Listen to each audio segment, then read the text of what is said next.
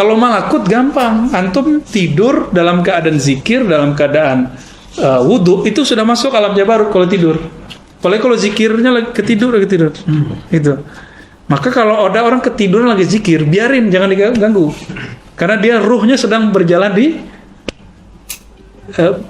alam malakut. Alam malakut. Maka biasa orang bahkan kalau ketiduran pun, itu dia sudah di alam malakut. Dan dalilnya jelas dalam hadis yang hasan ya, bahwa orang yang tidur dalam keadaan suci, Allah terbangkan ruhnya ke alam malakut. Tapi belum tentu ke jabarut. Itu sebabnya antum nanti bisa ketemu guru, ketemu orang tua, ketemu nabi di situ. Itu rahasianya. Untuk teman-teman yang menonton kajian ini, jangan lupa bersalawat kepada Nabi kita Rasulullah Muhammad SAW. Allahumma salli ala Muhammad wa ala ali Muhammad. Nanti beda orang, beda makom, beda hijab. Ini hijabnya beliau. Jadi apa hijab beliau pertama? Jabarut. Terus Sultan, Jalal, Jamal. Apa itu Jalal, Jamal? Nanti kita buka kitab Futuhat. Apa itu Jalal dan Jamal? Atau kita buka yang pendek itu apa? Insan Kamil. Nanti lebih gamblang di situ. Nanti di waktu yang lain. Biar gampang. Sampai ujungnya adalah Fardaniyah. Fardaniyah ini kalau boleh disebut makom ketika seseorang menyaksikan hakikat dari la ilaha illallah yang sebenarnya. Itulah yang sampai kepada Nabiullah Musa, innani anallahu la ilaha illa ana. Nah, itulah puncak tertinggi dari makomnya Nabiullah Musa sudah. Gitu. Begitu juga ke Nabiuna Muhammad sallallahu alaihi wasallam ya. Yang sampai ke Nabi Musa la ilaha illa ana. Yang sampai ke Nabi Ibrahim itu hasbunallah. Walaupun dia juga dapat juga la ilaha illallah, tapi setiap wali itu punya zikr maksus. Bedanya thariqah nafsiyah dengan thariqah rohani. Di thariqah rohani itu beda orang, beda wiridnya. Beda wirid ngangkat hijabnya, tapi kalau wirid nafsiyahnya sama. Nah, sekarang itu kita dipaksa, misalnya kurikulumnya ini, emang itu namanya memaksa kita supaya kalah nafsiyahnya, sehingga bertahtalah di situ mulkul jabarut. Jabarut itu kan boleh diarti alam apa secara harfiah, jabar. Paksaan, ya. Dan di situ siapa yang berhasil ke sana? Mereka yang memaksa matanya nggak ngantuk, nggak tidur waktu zikir. Yang memaksa badannya saat makan dia nggak makan. Pikirannya mau melayang dia nggak melayang. Mau tulul amal dia pendekkan amalnya, ya, angan-angannya. Yang kasal dia lawan dengan nasyad, dengan rajin, ya. Kasal tadi malas dia lawan dengan rajin. Begitulah terus. Sehingga dia tembuslah sampai makom jabarut. Kira-kira begitu gamblangnya. Ya ribetnya lebih banyak lagi. Gamblangnya kira-kira begitu. Kalau malakut gampang. Antum tidur dalam keadaan zikir, dalam keadaan wudhu, itu sudah masuk alam jabarut kalau tidur. Apalagi kalau zikirnya lagi ketidur. Gitu. Maka kalau ada orang ketiduran lagi zikir, biarin, jangan diganggu. Karena dia ruhnya sedang berjalan di alam malakut. Alam malakut. Maka biasa orang bahkan kalau ketiduran pun, itu dia sudah di alam malakut. Dan dalilnya jelas dalam hadis yang hasan ya, bahwa orang yang tidur dalam keadaan suci, Allah terbangkan ruhnya ke alam malakut. Tapi belum tentu ke jabarut. Itu sebabnya antum nanti bisa ketemu guru, ketemu orang tua, ketemu nabi di situ. Itu rahasianya. Ya, tapi kalau sudah dapat kalam-kalam, udah dapat ilmu, nah itu udah bukan di alam malakut, sudah naik deh. Ya. Nah, jangan senang dulu kalau dapat, itu belum tinggi-tinggi amat. Sekarang orang sudah merasa tinggi dengan mimpi ketemu nabi. Mohon maaf. Ini banyak yang merasa kalau Nabi itu Nabi, dia udah ngerasa sesuatu. Tapi masalahnya banyak orang sampai mati sekarang belum ketemu Nabi gitu. Ya, udah banyak sholawat belum ketemu Nabi, ya repot juga. Apalagi dikasih mimpi itu pun bisa terhijab lah, apalagi yang tidak mimpi. Jadi kalau mimpi baru masuk ke malakut. Belum jabarut itu. Coba jabarut baru awal tuh. Berarti malakut itu baru thariqah qalbiyah nafsiyah. Rata-rata semua mursyid kalau dia tidak langsung berkhidriyah seperti Nabi Musa ketika ketemu Nabi Khidir, dia nggak akan tembus ke alam jabarut. Di situ aja tuh. Sibuk di serban,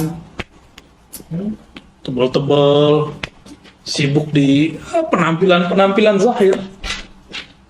Boleh nggak? Ya nggak apa-apa, itu mainannya malakut, tidak masalah. Tapi mau sampai kapan begitu?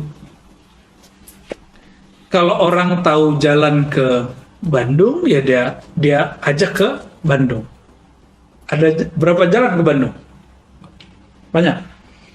Bisa lewat Puncak, bisa lewat tol, bisa apa lagi? Bisa muter ke Cirebon kan? Bisa semua. Antum mau yang mana? Nah, kira-kira begitulah thariqah itu. Ya muter-muter dulu, muter-muter, begitulah muter-muter terus. Tapi kapan usulnya? Nah, di sini teman-teman yang melakukan Allah, kan udah dijelasin nama Bu Yaswi ini ya. Semoga kita diberi nanti dibuka hijab untuk itu. Amin. Tapi saya lagi katakan, saya tidak punya hak membuka itu. Saya cuma mentakdimkan kepada antum bahwa ilmu ini ada. Ya, dan kita harus mengakui ini batas saya di situ. Walaupun saya dikasih untuk diri saya sendiri, dan itu emang langsung terbuka.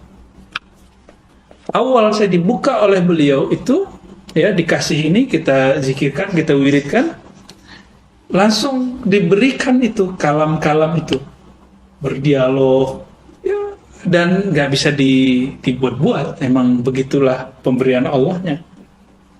Nah, disitulah saya tahu makomnya beliau. Gitu. Ya. Kalau pakai kalam, aduh susah. Jadi kalau kita pakai jubah-jubah kalam, jubah-jubah fikih yang kita pakai jadi alat berpikir, nggak nyampe. Maka dikatakan di situ, fahadar an tusghi ilaihi fa innahu yantiqu an lisasi syayatin. Jadi waktu saya duduk dengan muridnya, saya diuji sama muridnya. Kamu hafal hadis ya? Ribuan hadis ya? Wah, kalau kita digituin apa? Oh, senang kan? Saya enggak. Wah, ini orang lagi nyorot kolbu saya ini. Ya, kita bertawas kepada Allah. Akhirnya saya katakan, oh tidak, saya cuma hafal beberapa hadis saja. Cuma untuk keperluan harian aja. Ya, oh, ribuan itu kata orang. Saya lebih tahu diri saya sendiri, gitu. Nah, biasanya kalau nggak lolos di kalam pertama, dia diem aja. Ini orang agak pendiam. Ternyata dia ngobrol sampai ada lama lah, saya lupa berapa lama itu ngobrol. Nah, teman saya bilang, ini jarang-jarang loh orang ini mau ngobrol panjang-panjang. Ternyata di ujung dia ngomong, ente kalau tadi bilang, betul saya hafal sekian ribu, dan memang waktu di Darussunnah saya pernah menghafalkan lebih dari 1000 hadis. Karena setiap pertemuan 5 hadis. Tanya aja sama yang pernah belajar sama saya di Darussunnah. Ya, 5 hadis, kadang-kadang 10 hadis. Kalau ada yang ketiduran, ikopnya adalah hafalan hadis, kan enak tuh. Ya.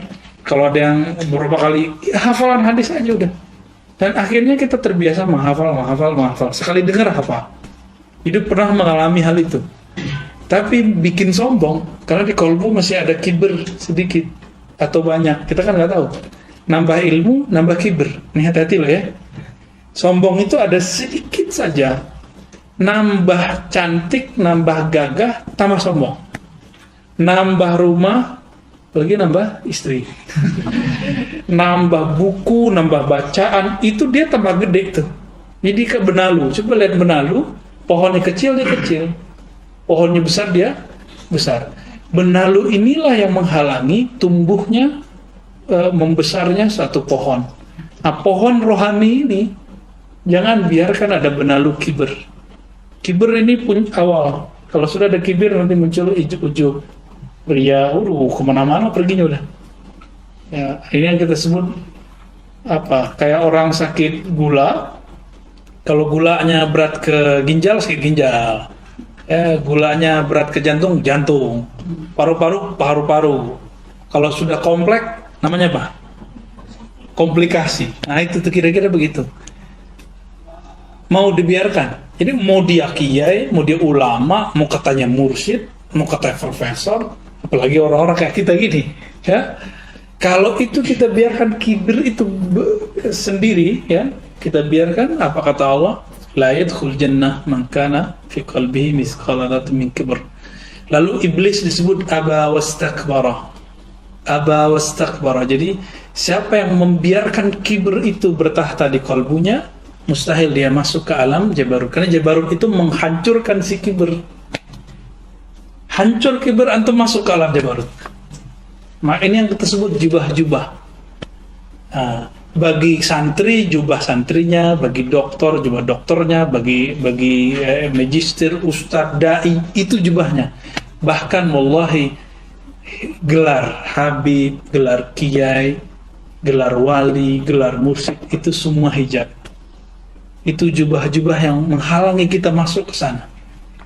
Jadi kalau antum nih masih mikir, gua kan, nah gitu, saya kan, udah, dia salam, ya, di situ aja terus, di situ aja terus, gak akan berubah-ubah, gak akan berubah-ubah.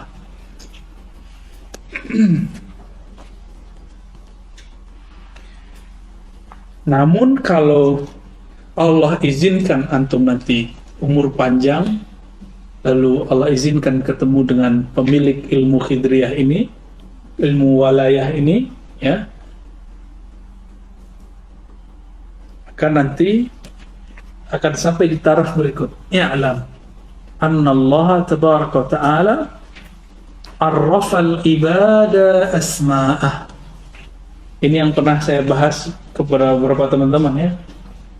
Allah kenalkan si hamba nama-namanya, bukan ism, asma. Ini yang pernah saya cerita, mursyid Haqqani sekarang, Maulana Hisham Kabani, tahu? Itu bermimpi dan dia belapor, itu ada di YouTube, bahwa ini bukan masalah cuma teks, tapi emang faktanya ada. Maulana Hisham, apa kata beliau? Ya Sayyidi, ra'aitu fil manam, wahai tuan guruku, aku melihat di dalam tidurku ada seorang yang dia sebenarnya itu Imam Mahdi sebenarnya, ya, seorang imam yang memberikan aku nama, bahwa namaku adalah Samir Zainal Abidin, dan mengabarkan kepadaku bahwa aku nanti adalah salah satu yang ikut bergabung dalam Mutara Al-Mahdi. Ya, kalau enggak mungkin belum akan menyongsong itu, ya, mungkin murid-muridnya nanti jadi pengikut Al-Mahdi. Jadi dikabarkan oleh beliau, oh ya, ditakrir oleh Maulana Nazim. Tapi sayang, dua tokoh ini dianggap sesat oleh sebagian orang yang tidak paham ilmunya. Ya, saya termasuk dulu yang menganggap beliau sesat tahun 2005-2006 sampai 2007 saya termasuk mengatakan Haqqani kafir, bukan hanya sesat, kafir, karena membaca buku-buku orang yang menyerang beliau, sampai kemudian dapat karya-karya dan beberapa yang ini nggak ada masalah ini. Bahkan sanad thariqatnya kita lihat waktu itu kan online baru, ya, tahun 2007-2006 itu kan susah. Kita kalau mau online masuk ke apa namanya dulu, warnet. Nah, itu zaman-zaman Ustaz Eka tuh, ya, zaman warnet, ya, masih dapat gitu. Tapi enggak, alhamdulillah. Teman-teman, Allah Ta'ala kalau sudah hambanya ini begini, maka diberikan nama. Tapi masalahnya lewat siapa? Ada yang langsung dari Allah. Kayak tadi itu dikirim secara rohani, dikirim ke Maulana Hisham. Berarti bukan Maulana Hisham tuh, tapi Maulana Hisham dikirim kabar. Gitu. Bukan Syekh Maulana Nazim juga, bukan Syekh Maulana Abdullah Faiz Daristani juga, tapi mereka dikabarkan ada gitu. Nah, ini penting sekali. Berarti bukan mursyid antum itu juga gitu. Kan kita banyak mursyid nih. Nah, jangan diadu di sini. Ini bukan bagian untuk ngadu-ngadu tarekat nafsiyah dengan tarekat ruhani. Ya, itu beda. Pakai tarekat nafsiyah amalan kita hari-harian. Tapi yang rohani ini ma'rifatullah yang harus kita pakai. Jadi ini yang kita sebut nama-nama rohani. Nama-nama rohani. Ada beberapa yang sudah dapat ya. Ya, 2 atau 3 nih. Ada yang udah dapat yang saya mintakan kepada beliau. Wa ana asifu laka hadzal bab mana? Wa likulli ismin mulkun atau malikun. Setiap nama itu ada pemiliknya. Wa kullu malikin sultan. Setiap pemilik itu adalah sultan. Maka di jamaah beliau disebut itu ismu sultan. Di ruh itu disebut namanya nama sultan. Tahu dari mana coba? Kalau beliau tidak ngambil ilmunya langsung ke Jabarut. Gitu. Kalau nggak bisa, nggak mungkin. Orang nggak bisa baca kitab kok. Seperti antum baca kitab mungkin lebih jago Buya Hasbi, ya.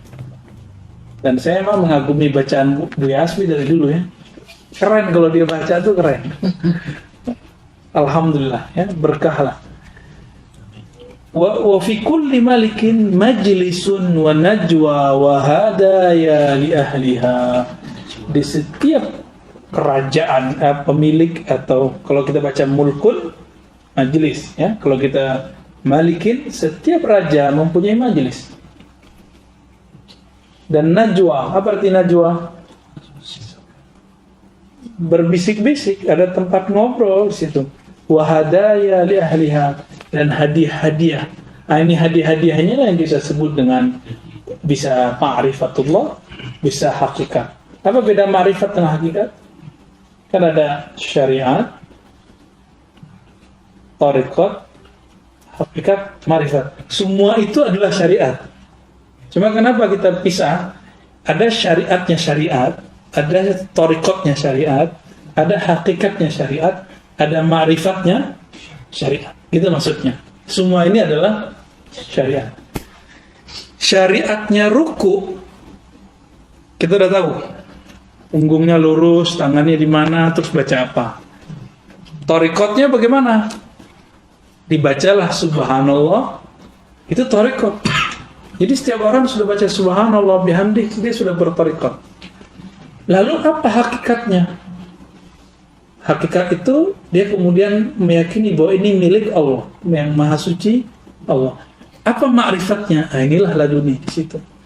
Dan ini beda orang, beda masing-masing itu udah beda.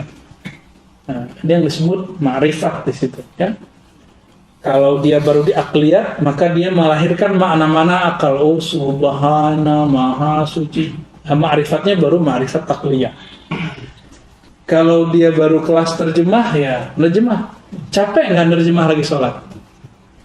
Bismillahirrahmanirrahim. Alhamdulillah. Capek. Apalagi yang baru belajar terjemahan. Apalagi yang baru belajar tamyiz, ya. Melelahkan. Coba tanya kepada ahli-ahli zikir, nggak mungkin menerjemah lagi sholat. Yang ada meresapi ayat itu tanpa perlu menerjemah. Ternyata tips belajar bahasa asing juga begitu. Jadi kalau kita dengar bahasa Inggris, jangan pikirkan terjemahannya. Jadi jangan think in English kalau kita speaking in English. think in Arabic, tatafakkar fil Arabiyyah in kunta tatakallam bil Arabiyyah. Jadi kalau kita ngomong Arab jangan diterjemah pakai bahasa Indonesia di dalam. Lama, ya. Mirip-mirip begitulah. Dan teman-teman, ini saya dikabari beliau waktu bulan puasa. Apa kata beliau? Jadi saya mempertanyakan, apa emang ada Ismu Sultan itu? Ism rohani, nama rohani, nama lembaga kejiwaan. Jadi kita, mulkun itu boleh artikan lembaga rohani. Lembaga rohani ini punya nama. Istana ada nama tuh, jalan ke situ ada nama, di dalamnya benda-bendanya, bangunannya ada nama. Coba masuk ke Kasunanan misalnya, itu semua gedung itu ada namanya. Masuk ke UIN, ini fakultas A, fakultas B, bahkan masuk ke kelas, ini namanya kelas A, kelas B, ini kelas filsafat, nih kelas syariah, bla bla, semua ada itu. Masa di alam yang zahir ini ada nama, ada bilik, ada bangunan, di alam rohani nggak ada, nggak mungkin, pasti lebih banyak di sini. Dan beliau mengatakan, nanti kamu lihat deh ya, ada di Khatmul Aulia. Nah, saya kaget, kapan dibacanya? Ya, karena di situ nggak ada kitab Aulia, dan saya tanya ke temannya, itu nggak pernah nyantri beliau. Beliau nggak pernah nyantri. Terus yang kedua beliau bilang, ada satu lagi itu kitab namanya Ghunyah. Nah, kitab Khatmul Aulia tidak saya buka, saya taruh. Yang saya buka Al-Ghunyah. Al-Ghunyah berapa tebalnya? 3 kali tebal ini. Udah bolak-balik seminggu nggak ketemu. Tentang nama, bahwa Allah memberi nama seorang hamba secara rohani. Ini yang saya bahas di waktu awal dulu, masih ingat? Jika kita lahir di dunia dikasih nama oleh ayah ibu, tapi itu nama dari ayah ibu. Pertanyaannya, nanti di akhirat dipanggil pakai nama yang diberikan ayah ibu, atau nama yang dipanggil waktu di Alastu birabbikum? Tergantung nanti makomnya apa. Kalau antum nggak terima yang di Alastu birabbikum, sudah makomnya makom jasad ini. Namanya hanya ada di sini, nggak sampai ke makom rohani. Jika di sini kita ber-KTP, ya, ada kartu BPJS, ya kan? Kemana-mana bayar karcis. Emang di sana enggak? Di sini kita punya nama, dan di sini kita sekolah, ngaji. Antum nyari guru untuk ngaji, nyari guru untuk bisa zikir. Emang di sana enggak? Mirip-mirip kok. Bedanya nggak pakai angkot, nggak pakai gojek, ya. Itulah bedanya. Di alam ruh, ketika Allah mengatakan Alastu birabbikum, itu ruh itu kum itu ada nama di situ. Sudah ada nama, kum antum, kamu.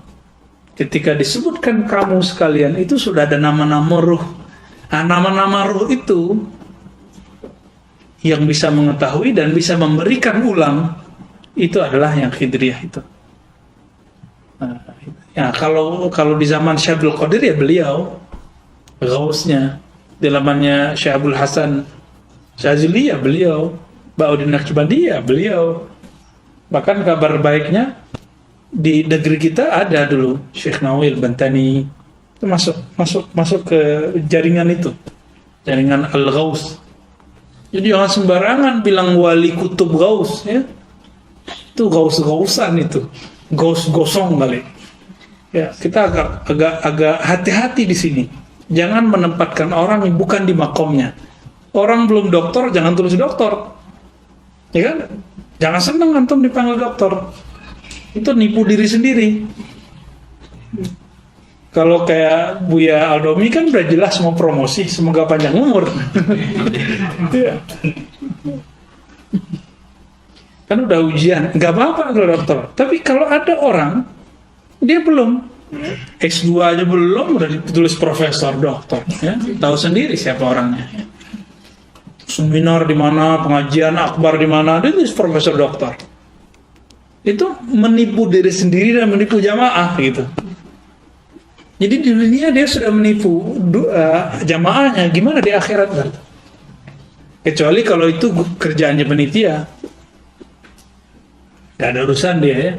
Nah maka teman-teman, kalau di dunia ada gelar-gelar kayak tadi, sarjana ini, sarjana itu, magister, doktor, di sana juga ada gelar-gelar itu.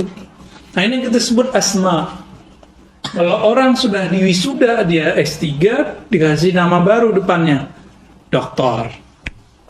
Gitu. Dalam bab rohani juga sama. Gitu. Maka gelar Maulana ya, itu gelar dari sana. Tergantung nih Maulananya dari murid, jamaah, dari kiai atau gelar Jabarut. Ada semua itu. Mursyid-mursyid itu rata-rata emang gelarnya Maulana. Mursyid-mursyid yang rohani ya, mereka udah dapat gelar Maulana secara rohani, atau Asyarif As-Sayyid secara rohani, walaupun dia tidak Syarif Sayyid secara fisik. Karena mereka adalah warasatul anbiya, pewaris para nabi. Kita udah bahas sebelumnya, mereka adalah alun nabi, keluarga Nabi sallallahu alaihi wasallam.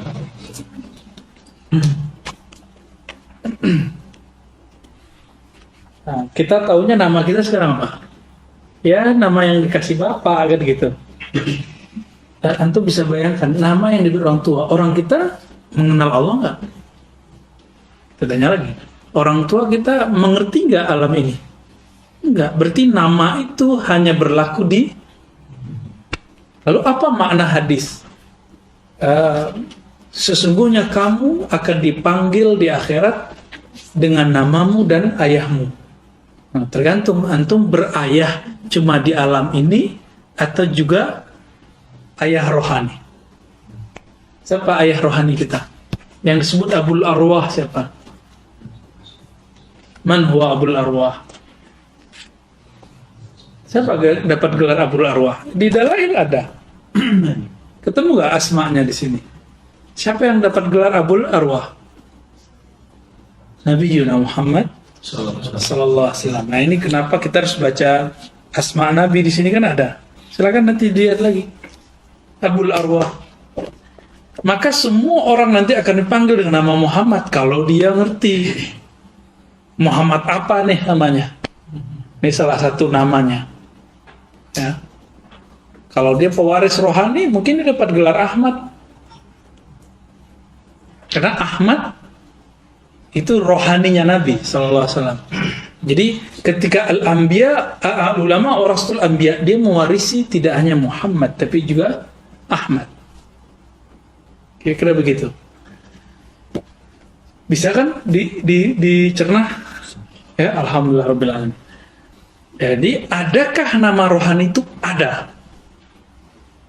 Adakah gelar rohani? Ada. Nah, saya kan bolak-balik tadi baca Gunya. Seminggu nggak bisa paham. Akhirnya karena membaca pakai nafsu. Jadi baca pakai syahwat, pakai belagu. Gue dokter, gue bisa baca. Nggak bisa. Nggak ketemu-ketemu. Setebal itu. Padahal itu saya udah bolak-balik 7 kali mungkin. Udah bolak-balik di bagian yang sama 7 kali. Antum bisa bayangkan. Akhirnya kita tenangin hati lagi. Ala bidzikrillah. Kembali ke halaman sebelumnya itu. Alladzina amanu wa tatma'innu qulubuhum bidzikrillah. Ala bidzikrillah tatma'innul qulub. Orang-orang beriman itu karakternya cuma satu. Dia kalbunya tenang cuma dengan zikrullah. Ya. Hanyalah dengan menyebut nama Allah kalbu jadi tenang. Lalu kalbu yang tenang itu yang kita artikan la khaufun alaihim wa la hum yahzanun. Oke. Saya zikir kemudian kirim Fatihah. Di situ saya baru tahu Fatihah dahsyatnya bagaimana. Tadinya cuma tahu kata orang. Ya. Ya walaupun kita kata orang ustadz, kita emang ikut-ikut aja. Kadang-kadang ustadz tuh taklid juga loh. Kiainya begitu, udah gitu juga. Akhirnya harus dihadapi dengan persoalan dia sendiri merasakan nggak gitu. Mulailah ya baca Fatihah untuk Nabi. Kemudian kepada orang yang menyuruh itu, guru saya, dan pengarang kitabnya, Sidi Abdul Qadir Jilani. Tenang-tenang zikir. Ya. Saya bukalah teks. Pertama yang kebuka, bab bagian tasawuf. Berarti sudah 10% terakhir.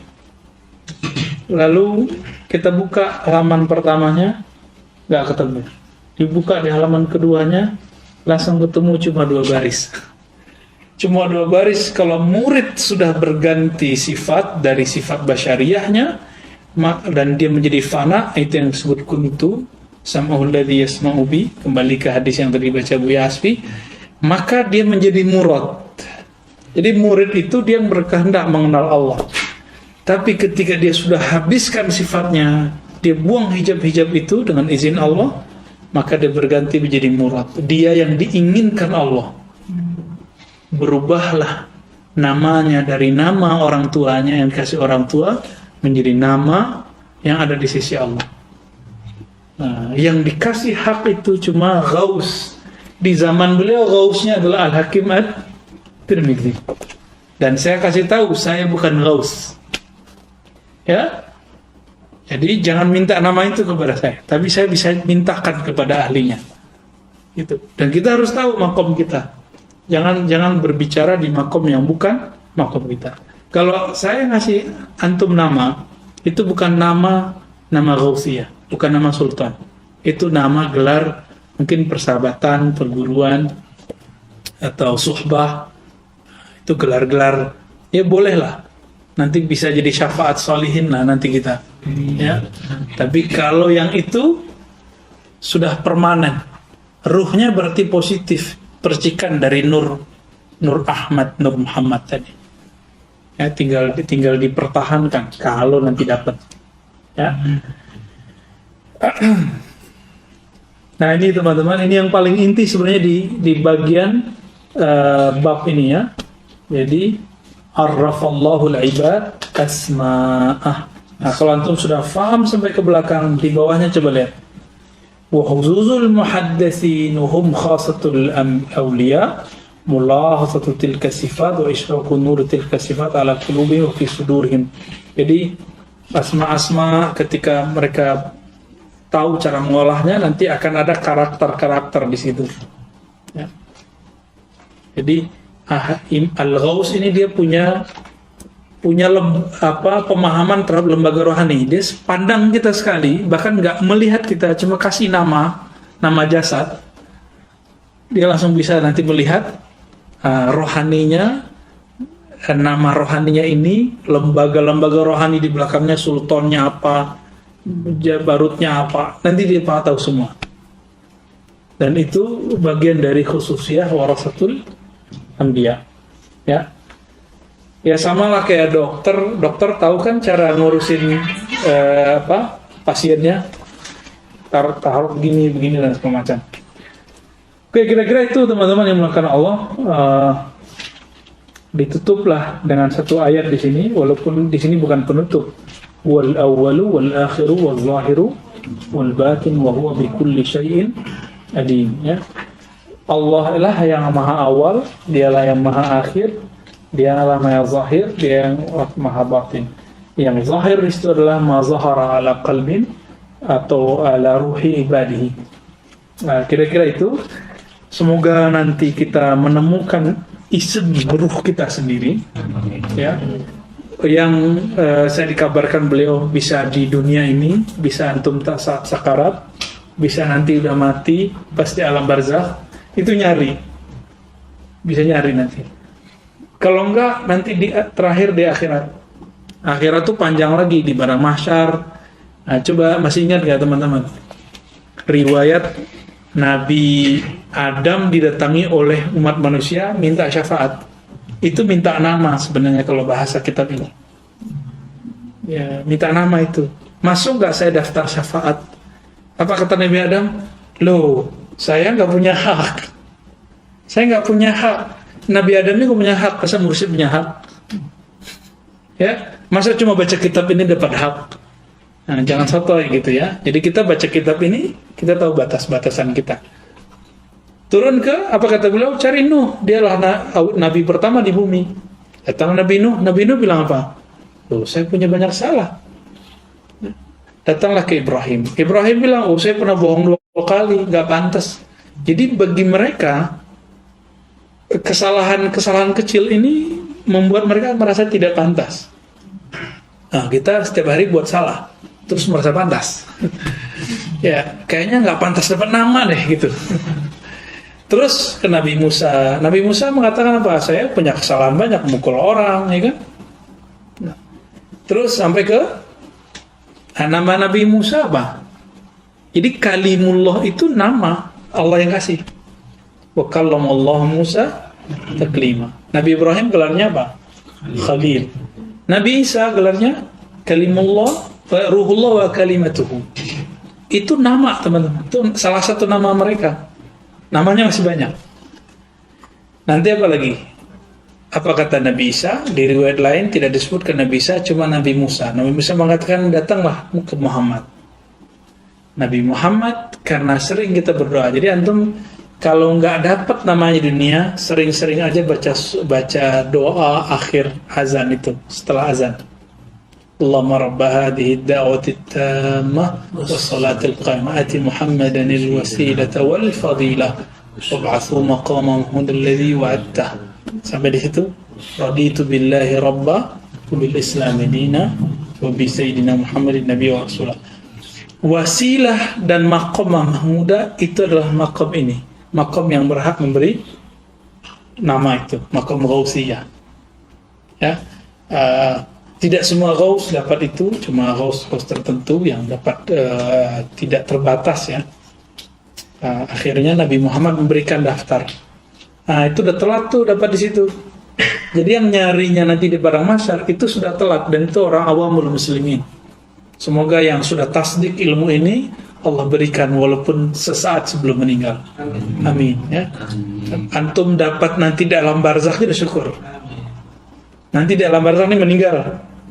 Terus di alam barzakh itu kan orang nyari-nyari juga. Siapa yang bisa nyelamatin saya nih? Alam barzakh bukan santai-santai aja di situ, enggak. Panjang itu. Sangat panjang itu, teman-teman. Barzakh itu kan cuma alam transit.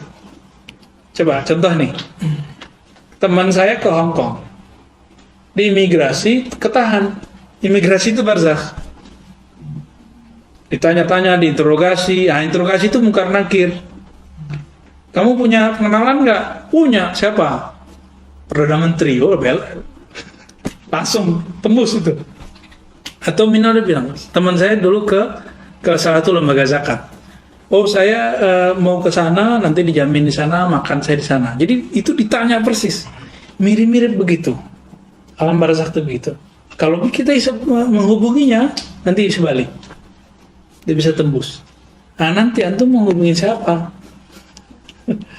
Nah, kalau nggak kenal dengan nama ini, nanti dipanggil Allah. Misalnya namanya ya Abdurrahman. Dipanggil ya Abdurrahman, kita bengong aja kan? Ini contoh. Tapi kalau sudah tahu, dipanggil dengan beberapa nama, kita bisa nyahut. Nah, kira-kira seperti itu. Ya, semoga semuanya lahir dengan namanya, nama rohaninya. Amin ya rabbal alamin. Nakhtatim hadzal majlis bi salati ala nabi. Allahumma salli wa sallim wa barik ala sayyidil wujud sayyidina Muhammad wa ala alihi wa ashabihi wa li baitihi wa dhurriyyatihi ajma'in. Salat al-Fatih. Allahumma salli ala sayyidina al-Fatih lima ughliqa wal khatim lima sabaq nasir al-haqq bil haqq wal hadi ila siratal mustaqim wa ala alihi haqqa qadrihi wa miqdaril azim. Salawat an-nur az-zat. اللهم صل على سيدنا محمد النور الذاتي والسر الساري في جميع الأسماء والصفات وعلى آله وصحبه وسلم. الحمد لله رب العالمين. السلام عليكم ورحمة الله وبركاته.